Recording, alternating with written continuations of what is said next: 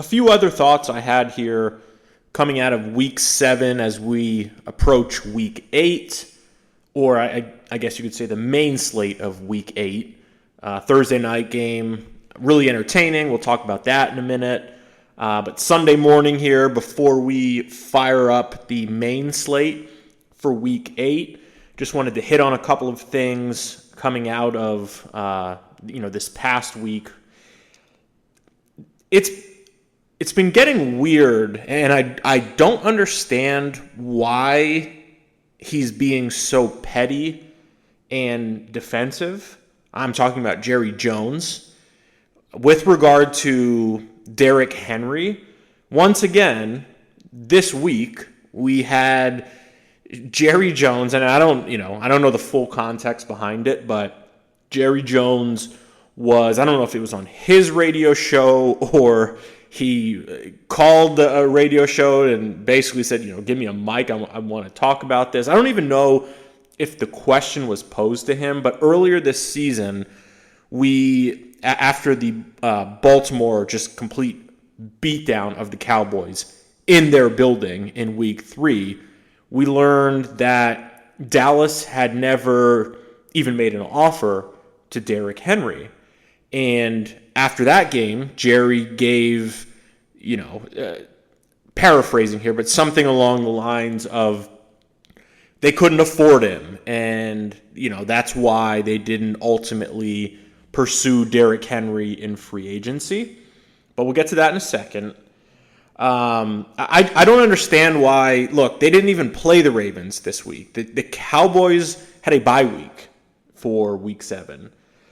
And for Jerry to just get on the radio, and again, I'm flying a little bit blind here on the context, but to basically go to a microphone and then once again talk about why Derrick Henry is not on the Dallas Cowboys felt a little, as I said before, a little petty, a little defensive, and I don't understand Jerry's thinking or why he feels like he should be talking about this. Look, Jerry deserves a lot of credit. I will give him credit where credit is due. In terms of being an owner, Jerry Jones has been an absolute visionary, right? He's built one of the biggest brands, not just in the NFL, but in all of sports. He is a true power broker within the league. He was instrumental in getting a team or getting the NFL back to Los Angeles. Now you have 2 teams based in Los Angeles. Same with getting a team to Las Vegas. And both of those cities have since hosted Super Bowls. So Jerry Jones, the businessman, and, just building the NFL, not just the Cowboys, but the NFL into what it is today, he deserves a lot of credit for that. What I think needs to come to an end sooner than later, and probably should have come to an end a decade plus ago, is Jerry Jones, the general manager. Look, own the team. You've demonstrated you are wildly successful at being an NFL owner, building your brand, building the brand of the NFL, which is obviously good for your own team. But when it comes to the roster decisions and Jerry being, and I don't know how much control or what say he has, in terms of like the day-to-day and dealing with contracts and the salary cap, but Jerry obviously has the final decision. He has veto power when it comes to the Cowboys roster construct, and I think that is holding them back. And in the case of Derrick Henry, I think what it comes down to is Jerry just made the wrong choice, right? And his quote, again, kind of at a high level was, hey, Derrick Henry, we couldn't afford him. Or, hey, he would not be having the year that he's having in Baltimore if, he was in our system, or whatever he said. And I think 2 things can be true. One, yes, it's entirely possible and reasonable to assume that Derrick Henry may not be having, quite the statistical year had he signed with the Cowboys as he's currently having with the Ravens, but he would be a significant upgrade over what they're currently trotting out there. And I think what this came down to is Jerry Jones. There's plenty of examples over the years where he's demonstrated that he loves his guys. Once he takes a liking to somebody, he can be loyal to them almost to a fault. We've seen that many times over the years. And with this particular situation, I think what it came down to was Jerry, Ezekiel Elliott quickly became one of Jerry's guys, right? I mean, even going back to when Zeke had the contract stuff and was, only going into, I think it was the 4th year. So theoretically, they had him under team control, if you want to count the 5th-year option and then, franchise tags, which you can actually tag a guy multiple times. But it was essentially a situation where you have a running back under team control for multiple years. Zeke wanted his money, and the Cowboys ultimately gave it to him at least a year prematurely. And Zeke then, once the contract with the guaranteed money was up, Cowboys release him. He goes to New England for a year, and then he hits the market again. And what I think, if I'm, in Jerry Jones's mind, I think it was as simple as this. He saw the free agent running back landscape, and Ezekiel Elliott was part of that. Derrick Henry was part of that. And because Zeke is one of Jerry's guys, he looked at it and said, okay, I have an opportunity to bring back a Dallas Cowboy, a fan favorite, one of our guys, one of my guys. And the alternative, I'm not saying Derrick Henry was the only alternative, but he was also in that pool.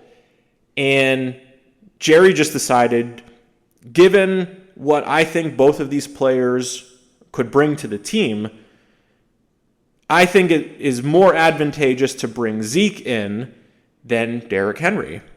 And I forget who it was, and I apologize if I have the name wrong, but I thought earlier this offseason we heard something along the lines, and was it Justin Pugh, for some reason, sticks out in my mind. I think Pugh played offensive lineman in the league for a number of years, a few different teams. And he said something like, the Cowboys are known for not necessarily always spending top dollar on their roster year in and year out, right? So again, and that sounds a little weird because everyone has the same salary cap. All these guys are super rich. You think, well, what do you mean? Jerry Jones just signed Dak to a mega extension, signed CeeDee Lamb to an extension. And I think what Pugh, if it was him, what he was getting at was there are ways, yes, everyone has the same salary cap, all 32 teams, but there are ways in which that number in terms of what the players are being paid, that can be manipulated in terms of the when or how they are compensated. And his overall point was Dallas is one of those teams that is not necessarily known for always going out of their way or just figuring out year in, year out how to spend the maximum amount of money.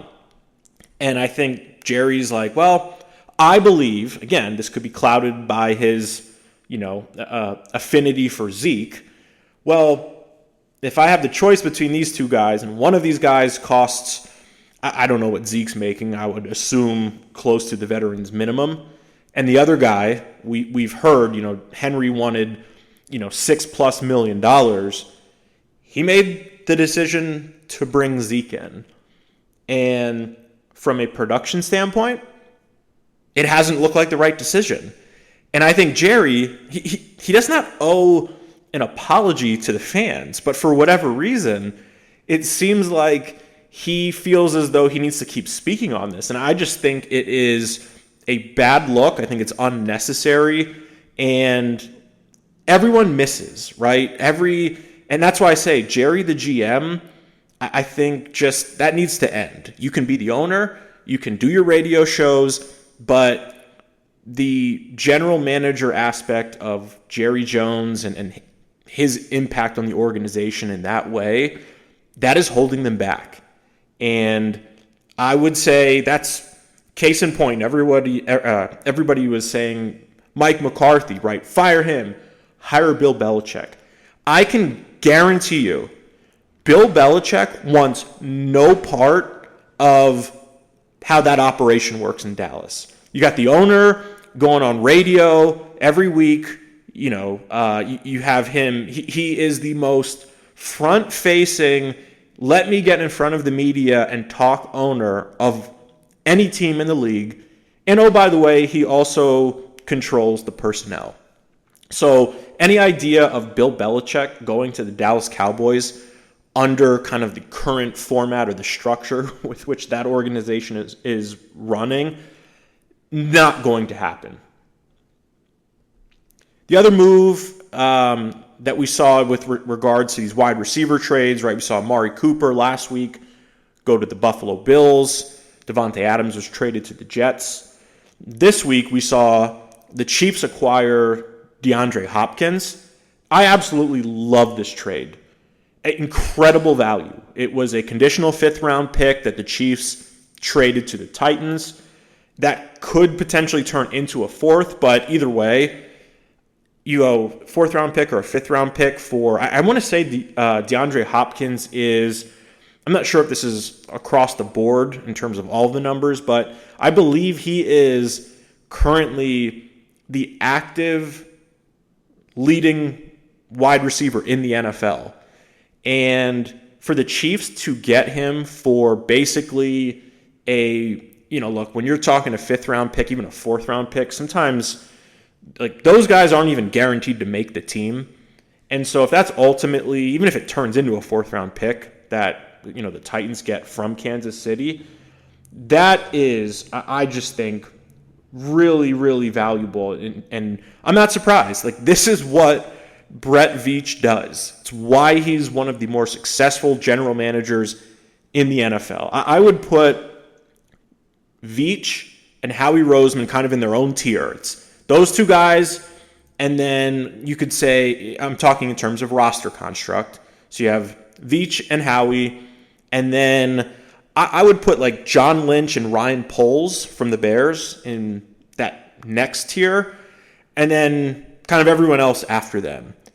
And this is just, I love this move for the Chiefs. DeAndre Hopkins he's one of those guys who he's insanely, his catch radius is what makes him such an insanely productive player.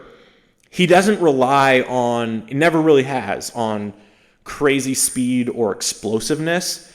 And I think that ages well. I'll use an NBA analogy. Certain guys are, the reason they were so good, or what separated them, was their athleticism, their explosiveness. Look at Derrick Rose. Rising star, wins the MVP back in, I want to say it was 2012. And Derrick Rose was an above-the-rim player. He was just quicker than everyone, super fast, super explosive, played above the rim. And, unfortunately, then he starts suffering the knee injuries, and it really just took that element out of his game and turned him into just a player who was not as effective as he once was. And it was a shame. I mean, the guy was really exciting to watch, just a hell of a player, but injuries came for him. And then I would also say Russell Westbrook, who he, did suffer some injuries during his career, but Russ was more of it was just father time eventually comes for you. And what made Westbrook so good was much of what made Derrick Rose so good. Being able to jump over everybody, being faster than everybody, being quicker than everybody. And as time goes on, when those things diminish, even in the slightest, to the slightest extent, that makes you, if that's what you relied on, that, just a little bit less of a player. And it is crazy. I can't think of a precedent, talking about Westbrook, where a guy was just so insanely productive, league MVP, to, it's kind of a running joke now. And I like Russ. I've always thought he's a good player. But for the last 4 or 5 years, you kind of look at it and it's like you went from this amazing player to you're kind of a mercenary, and you can't shoot, and it's weird. But that's what happens when you go from the heights that Westbrook was at, again, based on that crazy explosiveness and athleticism, to, once that starts to wane a little bit, you can't do the same things you used to.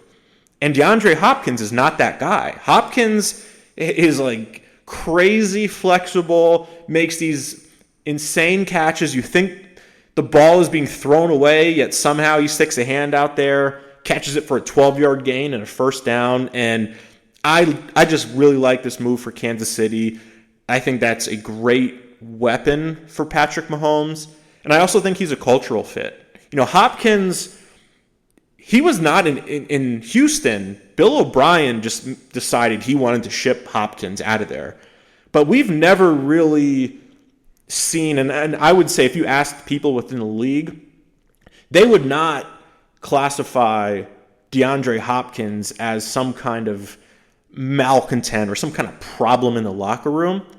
And so to be able to get him for a fifth, again, that could turn into a fourth mid-season when they're really struggling at that position, I just think that is a home run for Veach. I think Andy's going to figure out a way to deploy Hopkins, and I would not be surprised if he scores 7-8 touchdowns the rest of the way. I mean, as recently as last year, with Will Levis as his quarterback, DeAndre Hopkins racked up over 1,000 yards receiving. So I'm not expecting that for the Chiefs. I mean, we're already midway through the season, but I really think when you start to factor in, they have Juju, now they have Nuke, they've got obviously Kelsey. We're told Hollywood Brown, should be available either in the playoffs or late in the season. Pacheco will be coming back. I just think this was an awesome move by Kansas City. And you bring a guy in with reliable hands. The Chiefs led the league in drops in 2023. They still won the Super Bowl. Drops are not going to be a problem with DeAndre Hopkins. I can promise you that. Thursday night game. I want to talk about the football. I have some thoughts as to how that thing ended, as I'm sure many of you do as well. But to start with the play on the field, I thought it was a really entertaining game. A lot of back and forth from both teams. Obviously, Kupp and Puka Nacua coming back just completely transformed that Rams offense. They are a completely different team when they've got those two guys in the lineup. Stafford looked good, and I thought that thing was going to be like a high 30s type of game given the first few possessions when they were trading touchdowns. It did end up kind of slowing down and got back into more of a normal pace, but really just impressed with both offenses. And hopefully, for the Rams' sake, that, they can stay healthy as we move forward here. But the big takeaway I had, and I was thinking about this while I was watching the game, going back to some previous years, and it is crazy that Sean McVay, given how young he is, has a legitimate coaching tree. And I'm sure I'm forgetting a few guys here, but I want to say you had Brandon Staley was not a good head coach, but he did come from the Sean McVay staff. Obviously, Kevin O'Connell has now been a really good coach for the Vikings over the past few years. Also came from McVay's staff. And the thing that was sticking out to me was when you go back to even earlier this year, Sean McVay and even his, well, no, I shouldn't say all of them because the way things went with Staley and some of those games that they lost, but O'Connell, I would say, definitely fits this mold.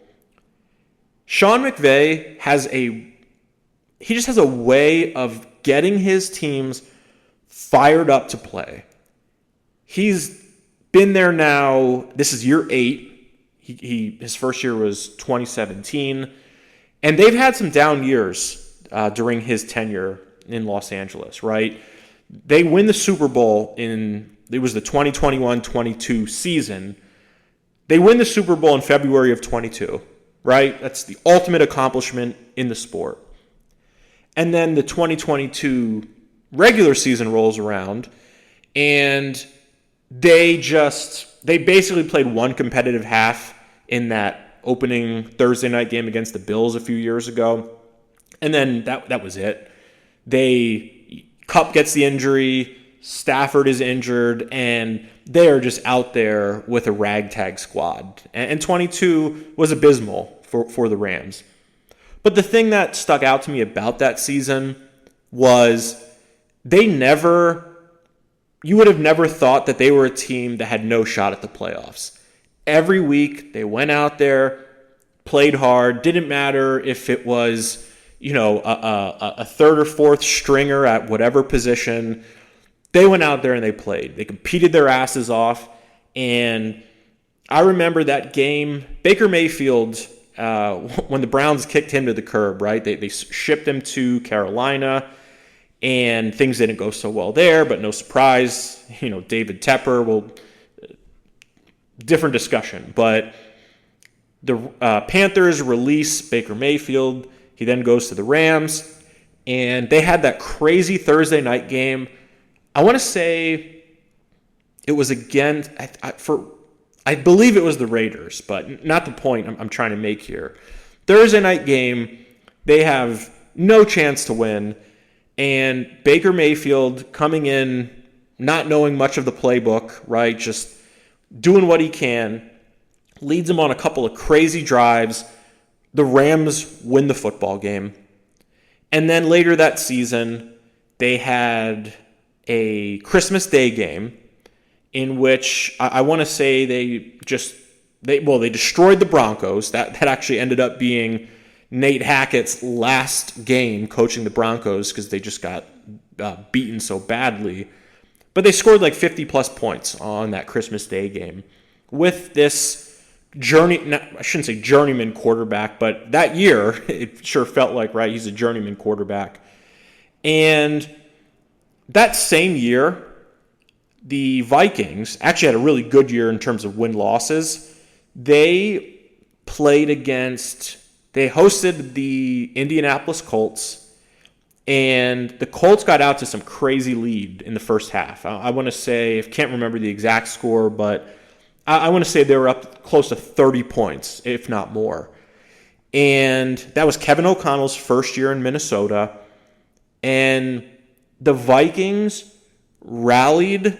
They came back. They beat the Colts in a regular season game in which they were down 4 scores. And that goes back to what I said about McVay. He has this way of keeping his teams energized no matter the circumstances, regardless of who's injured, regardless of what their record is and if they're headed towards the playoffs or not.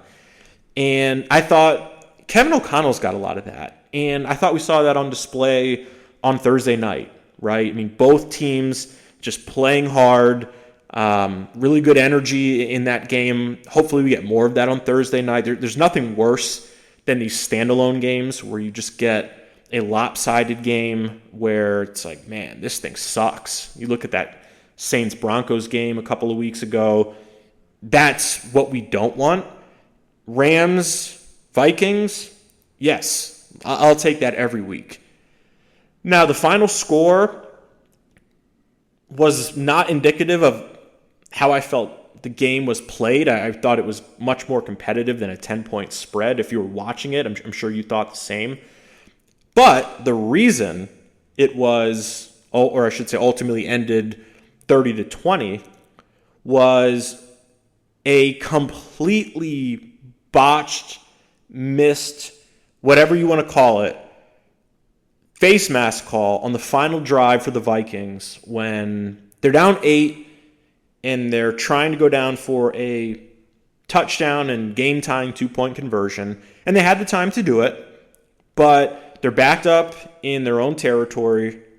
Sam Darnold is standing in his own end zone, and the Rams player, who I'm blanking on the name currently, but the Rams player rushes through and basically rips Sam Darnold down by his face mask.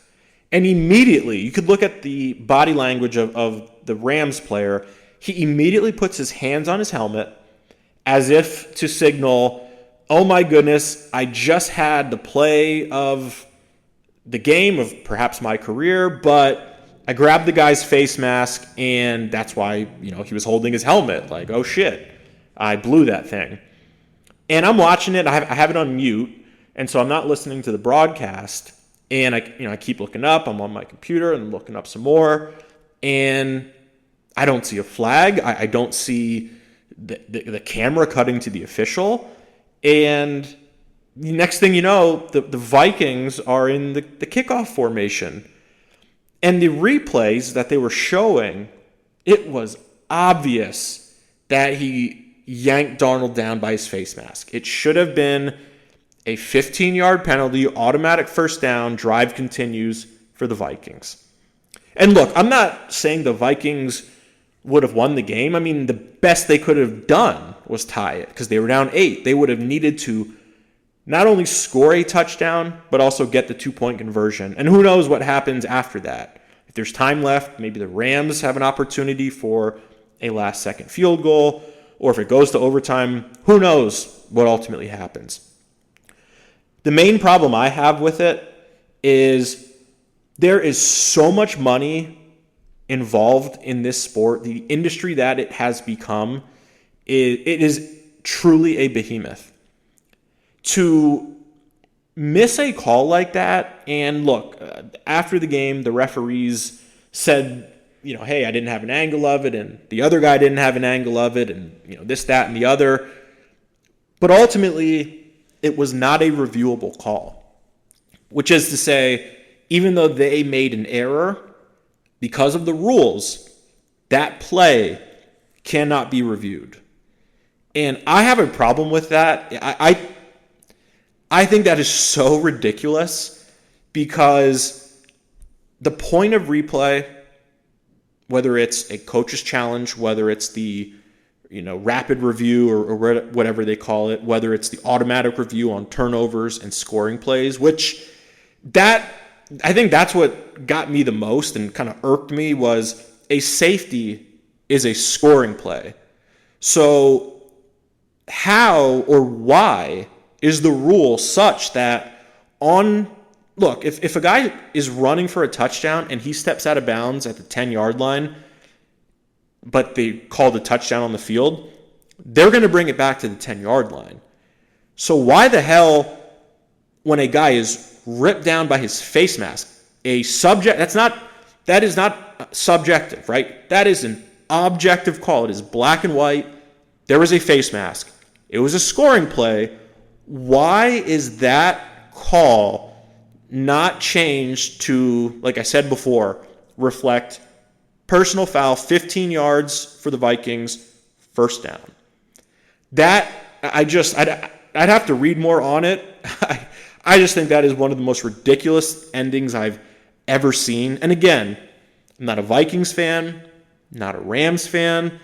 I just consider there are so many people who have wagers on that game. There's prop bets. And in the NFL, one game can be the difference between making the playoffs and not making the playoffs, or making the playoffs and getting a certain seed, or getting another seed and then your playoff path looks different and ultimately your end of season looks different. There are jobs on the line for players, for coaches.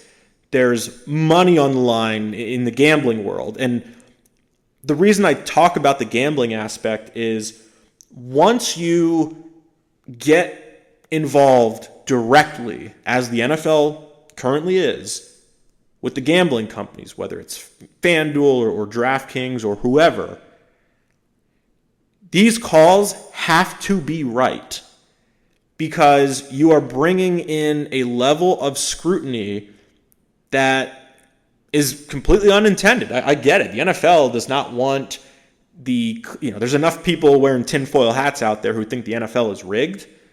And when you miss these blatantly obvious calls, but then also the rules or the setup to get it right is lacking, and ultimately in this case led to, instead of the Vikings 1st and 10 on, I don't know, call it the 20-yard line, again, would still be quite a feat to go down there and actually score a touchdown and get the 2 points.